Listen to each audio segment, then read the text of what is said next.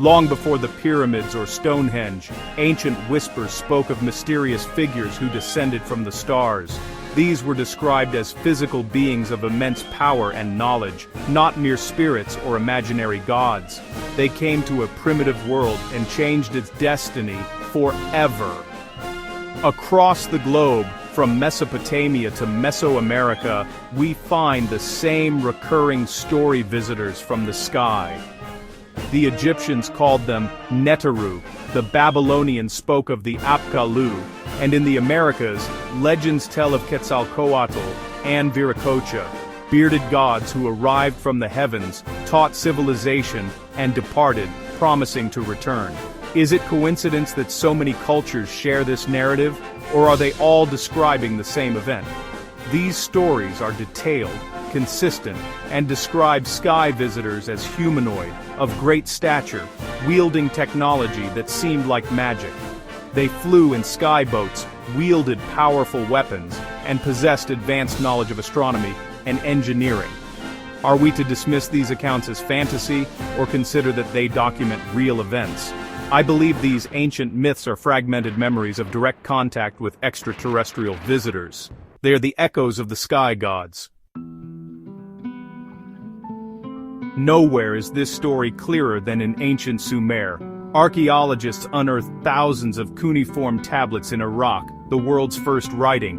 These weren't just records of trade, they chronicled history, science, and the origins of humanity. The Sumerian tablets speak of the Anunnaki, those who from heaven to earth came. The Anunnaki were described as physical beings who ruled over humanity, not abstract deities. The Sumerians knew their names, Anu, Enlil, Enki, and described their direct interactions with humans, establishing cities and laws. The Anunnaki possessed advanced knowledge of genetics, engineering, and astronomy, including details about planets unknown to ancient science. How did the Sumerians know this? The tablets say, the Anunnaki told them. Civilization, according to these records, was a sudden gift from celestial visitors, not a slow human invention. Was Sumer a colony, a project overseen by extraterrestrials?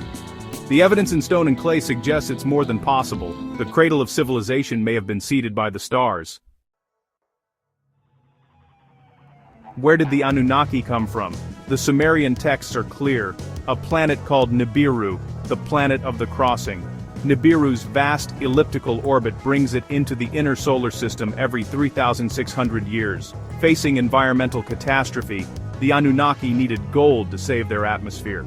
Their search led them to Earth, rich in gold. This was a mission of survival, not conquest.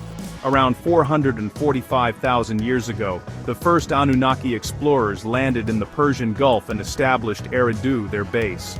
They set up gold mining operations in southern Africa, where ancient mines still exist. The work was grueling, and the Anunnaki needed a solution. Could the Sumerians have recorded a true account of an ancient mission to save a dying world? The Anunnaki miners rebelled against harsh conditions. Enki, the chief scientist, proposed a radical solution: create a worker to mine the gold. The raw material was already here, primitive hominids in Africa. Using advanced genetics, the Anunnaki mixed their essence with that of early hominids, the goal of being smart enough to work, but not to rebel.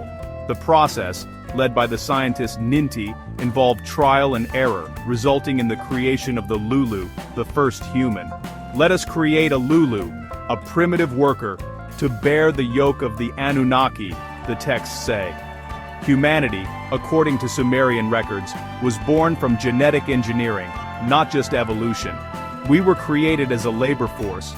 This account offers a stunning alternative to both evolution and religious creation stories. It explains the sudden leap in human intelligence and the missing link. Could our DNA carry the signature of our creators? Is the story of Adam and Eve a memory of this genetic experiment? The Lulu succeeded in the mines, but a conflict arose between Enlil and Enki. Enlil saw humans as tools, to be controlled and kept ignorant. Enki, feeling a bond with his creation, saw their potential. Defying Enlil, Enki gave humanity knowledge, symbolized as the fruit of the tree of knowledge, and taught them to reproduce.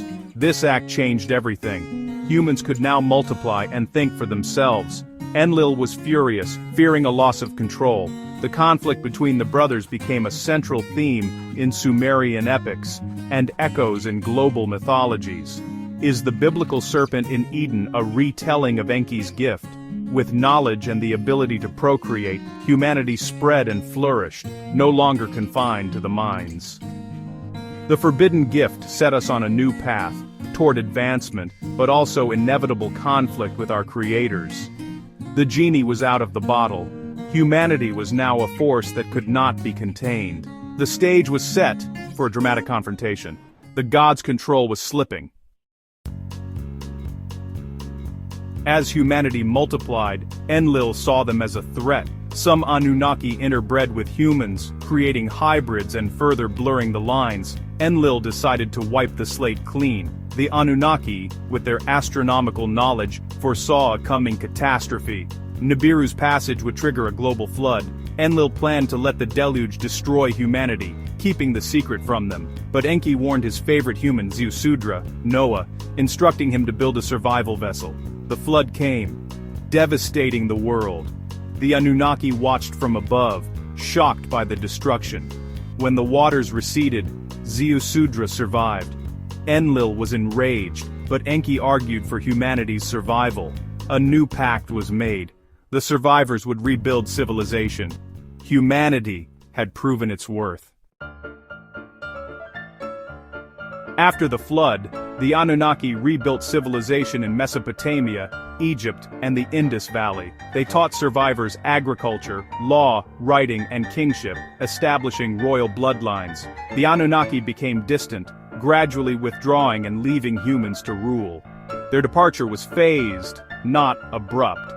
They left behind monumental structures, pyramids, ziggurats, possibly as beacons or observatories. Most importantly, they left a promise.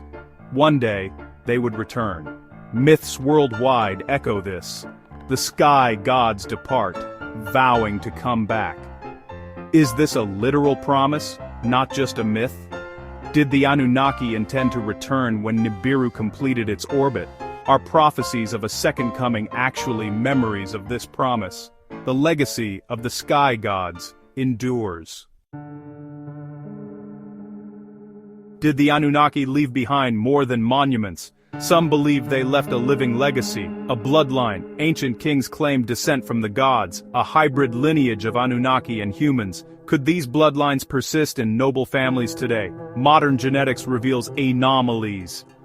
Junk DNA, with unknown function, and the HAR1 gene, unique to humans. Was this rapid mutation natural, or engineered?